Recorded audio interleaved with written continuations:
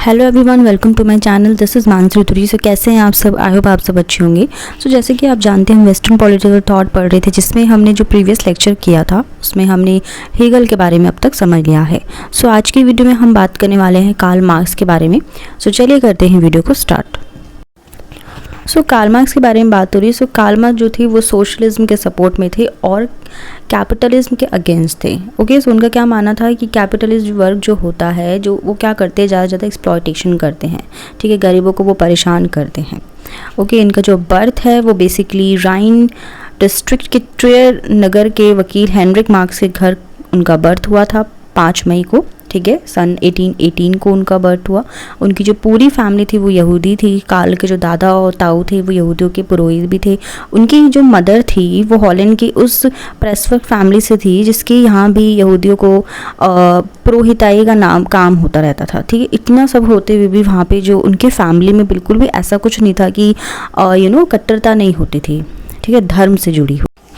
सो ये था इनका बेसिक सा इंट्रो। अब हम इनकी बुक्स देख लेते हैं। जो इनकी बुक थी, सबसे इंपॉर्टेंट इनकी बुक थी वो थी द पॉवर्टी ऑफ फिलॉसफी, जो कि 1844 में आई। Then the economic and philosophical manuscripts, जो कि 1844 में आई। द कम्युनिस्ट मैनिफेस्टो, ये भी इंपॉर्टेंट है।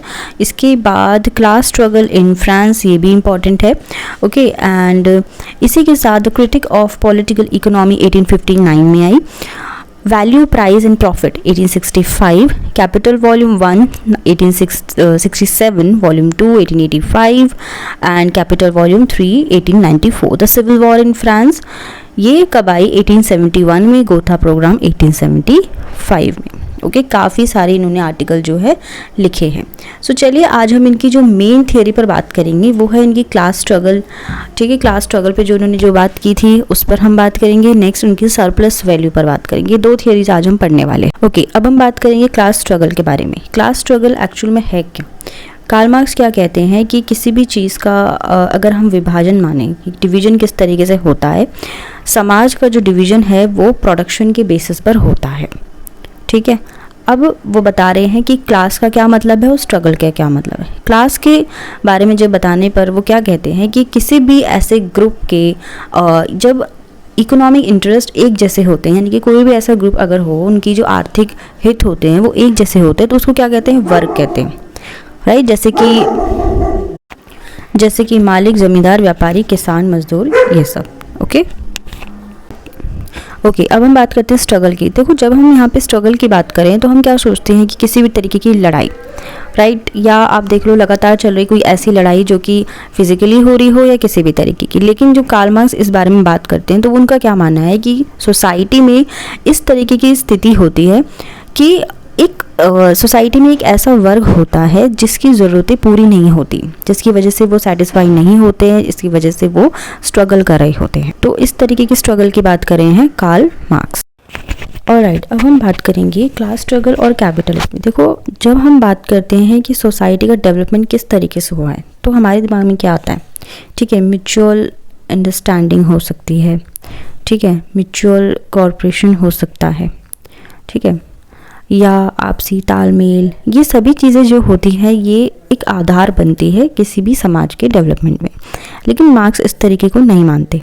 मार्क्स क्या बोलते हैं कि हर एक समय में कुछ ना कुछ चीज़ें होती हैं। लाइक जब दास युग था तो उसमें मालिक और दास थे। सामंती युग आया तो उसमें क्या, सामंत और किसान थे। इस तरीके के वर्ग होते थे। और आज का जो युग है, यानी कि पूंजीवादी जो युग है, उसमें आजीविका यानी कि रोजी रोटी कमाने के जो साधन होते हैं उसके बेसिस पर समाज को 2 वर्गों में बांट दिया गया है। ठीक है, वो कौन कौन सा है? एक हुआ पूंजीवादी वर्ग हो गया और दूसरा क्या है? लेबर क्लास, यहाँ पे बात हो रही है, श्रमजीवी वर्ग हो गया। ठीक है, तो क्या होता है, जो पूंजीपति होता है वो क्या करते हैं, जो लेबर क्लास के लोग होते हैं उनसे बहुत ज़्यादा मेहनत कराते हैं और उनसे जितना भी उन्हें प्रॉफिट मिलता है उनको बहुत कम हिस्सा उन्हें देते हैं। इस तरीके के एक्सप्लॉयटेशन की बात करें हैं कार्ल मार्क्स। ओके, सो चलिए अब हम बात करते हैं सरप्लस वैल्यू की। हम बात करें थियरी ऑफ सरप्लस वैल्यू। देखो, सरप्लस वैल्यू की जो थियरी है वो सिंपल है। किस तरीके से? कार्ल मार्क्स क्या कहते हैं कि पूंजीपति जो होते हैं वो लेबर क्लास का शोषण कर रहे हैं, एक्सप्लॉयटेशन कर रहे हैं। ठीक है, इसे प्रूव करने के लिए वो 2 टाइप के यहाँ पे चीज़ों की बात करें, यानी कि 2 टाइप की वैल्यू की यहाँ पे बात करें। सबसे पहले यूज़ वैल्यू, सेकेंड वो बात करें एक्सचेंज वैल्यू की। ठीक है। यूज़ वैल्यू में क्या कहते हैं वो, यानी कि वैल्यू इन यूज़, यानी कि ऐसी वैल्यू, यानी कि जो इस्तेमाल होती है। ठीक है, ऐसा मूल्य जो इस्तेमाल होता है। ठीक है। सेकंड में बात करें वैल्यू इन एक्सचेंज, जो एक्चुअल में जिस वैल्यू को एक्सचेंज किया जाता है। तो सबसे पहले जो उपयोगिता यानी कि यूज़ का क्या मतलब यहाँ पे बता रहे हैं, ह्यूमन की डिज़ायर्स पूरी करना। तो जो चीज़ें ह्यूमंस की डिज़ायर पूरी करती है वो उसके लिए यूज़फुल होती है, उसकी वैल्यू वो करते हैं। ठीक है, उसका मूल्य वो जानते हैं। जो उनके लिए यूज़ में नहीं आती, जो उनके लिए वेस्ट होती है, वो उसकी बिल्कुल भी वैल्यू नहीं करते। फॉर एग्ज़ाम्पल, रेगिस्तान में बालू बहुत ज़्यादा होती है और पानी की कमी पाई जाती है, तो पानी ज़्यादा उपयोगी है और बालू की कोई यहाँ पे वैल्यू ही नहीं है। Okay, alright. अब बात करते हैं एक्सचेंज वैल्यू की। देखो, वैल्यू इन एक्सचेंज की यहाँ पे बात हो रही है। ठीक है, कि जिसकी भी वैल्यू होती है, जिस भी चीज़ की वैल्यू होती है, उसके बदले में आपको क्या मिल सकता है। फॉर एग्ज़ाम्पल, मान लीजिए एक रोटी है, वो आपकी यूज़ में है। ठीक है, आप जानते हैं ये उपयोगी है, लेकिन अगर आपको उसे बेचना है, यानी कि तो उसका मूल्य है बदल जाएगा। तो ये क्या है, वैल्यू इन एक्सचेंज। ठीक है, एक्सचेंज वैल्यू। ओके, तो ये तो था यूज़ वैल्यू और एक्सचेंज वैल्यू। अब हम मेन बात पर आते हैं, जो कि क्या है, सरप्लस वैल्यू। तो मार्क्स क्या कहते हैं कि जो कैपिटलिस्ट सिस्टम है उसमें जो मजदूर होते हैं, लेबर होते हैं, वो अपनी लेबर पावर बेचता है। ठीक है, और वो मजदूरी प्राप्त करता है, मजदूरी उन्हें मिलती है। हर मजदूर अपनी मजदूरी से ज़्यादा काम करता है और ज़्यादा वो वैल्यू पैदा कर रहा है।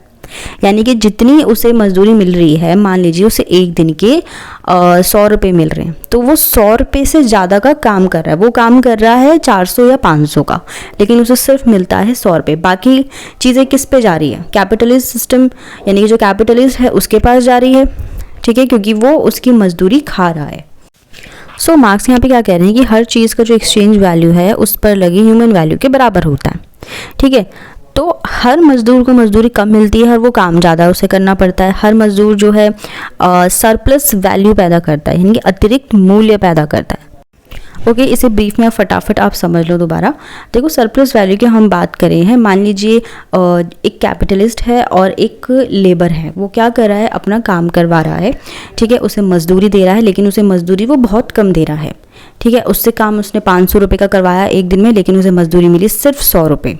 ठीक है, उससे उसकी लाइफ की, उससे वो खाना तो खा रहा है, लेकिन उसकी जो मेन ज़रूरत है वो पूरी नहीं हो रही। लेकिन जो कैपिटलिस्ट है वो क्या कर रहा है, जितना भी बाकी का पैसा, जितना भी प्रॉफिट उसे हो रहा है, वो सब अपनी जेब में डाल रहा है। ठीक है, तो कार्ल मार्क्स क्या कहते हैं कि कैपिटलिस्ट वर्ग जो होते हैं वो इसी तरीके से लेबर क्लास का शोषण करते आए हैं और आगे भी करते रहे हैं। ठीक है, ऑलराइट, क्रिटिसिज्म पर बात कर लेते हैं। देखो, क्रिटिक्स का क्या मानना है, कार्ल मार्क्स क्या कहते हैं कि फिजिकल लेबर के थ्रू ही सरप्लस वैल्यू जनरेट हो रही है। ठीक है, ज़्यादा वैल्यू हो रही है, एक्स्ट्रा हो रही है, लेकिन प्रॉफिट नहीं मिल पा रहा है मज़दूरों को। लेकिन क्रिटिक्स क्या मानते हैं कि ऐसा नहीं होता है। आप सिर्फ फिजिकल लेबर की यहाँ पे बात कर रहे हो, लोग काम करें, श्रम करें, ठीक है, उन्हें सब कुछ मिल जाना चाहिए, लेकिन सच नहीं है। जब मान लीजिए किसी फैक्ट्री में काम होता है तो उसमें कई सारे एलिमेंट्स और होते हैं, लाइक मशीन हो गई, ठीक है, एक्सपर्ट्स होते हैं, उनकी नॉलेज होती है, टेक्नोलॉजी होती है, और काफ़ी सारी ऐसी चीज़ें होती हैं जिनकी जो यूज़ में आती है, जिनकी वैल्यू करनी चाहिए।